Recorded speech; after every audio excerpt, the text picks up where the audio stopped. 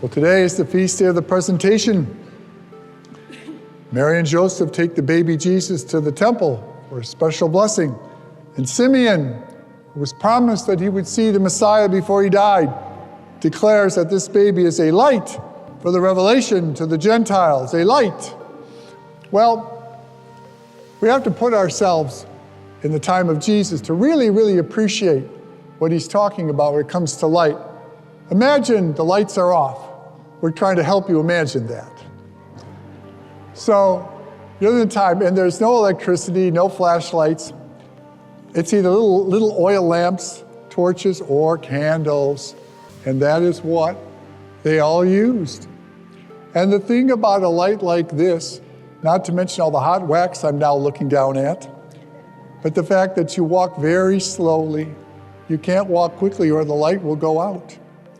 And the light is only going to light up a few feet around you. So you have to take your time, and you have to take your spaces, and you have to realize that whatever journey you're on is going to be walked with this light to guide you one step at a time. That is what Simeon is referring to about light to the Gentiles. He's saying this light will be with you for all time, but you have to hold it close to you, and you have to guard your steps, and you have to realize that he's going to be there. We live in a world that causes us to rush here and rush there. Hurry up and wait is often times that we look at our lives.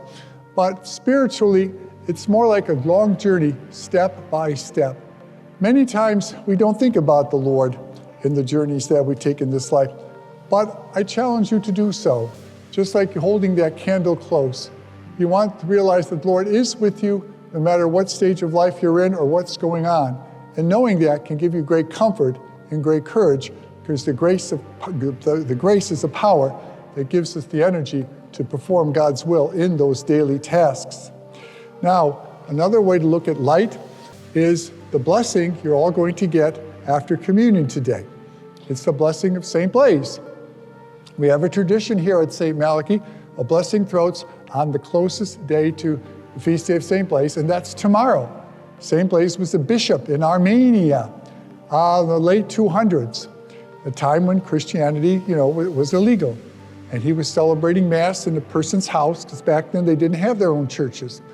When the Roman soldiers broke in and arrested him and the altar servers and threw him in jail. And the jailer gave him some fish to eat, and one of the altar servers began to choke on a fish bone. So Bishop Blaise blessed the boy, and the boy coughed up the bone, and he lived. So the blessing of St. Blaise is about the throat. And it's a beautiful blessing. First and foremost, it talks about the healing of the throat. Blesses all ailments of the throat. And of course, you can get a bad throat, a cough. You can have other things go on wrong with your throat. But it's more than that, because in our throats is our voice box. In our voice box, we speak. And the words we say can have an effect, negatively or positively. The blessing of St. Blaise reminds us that we have to choose what comes out in what we say, or maybe what we shouldn't say, and think about something before we just blurt it out, and realize that we can cause a great blessing to someone, or we can cause someone great harm by what we choose to speak.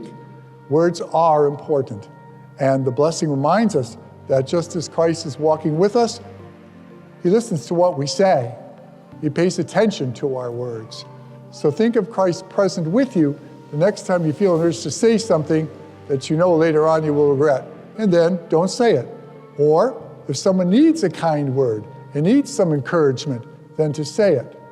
So that blessing will be performed after I give you the final blessing here, and everyone will come down just as you would for communion.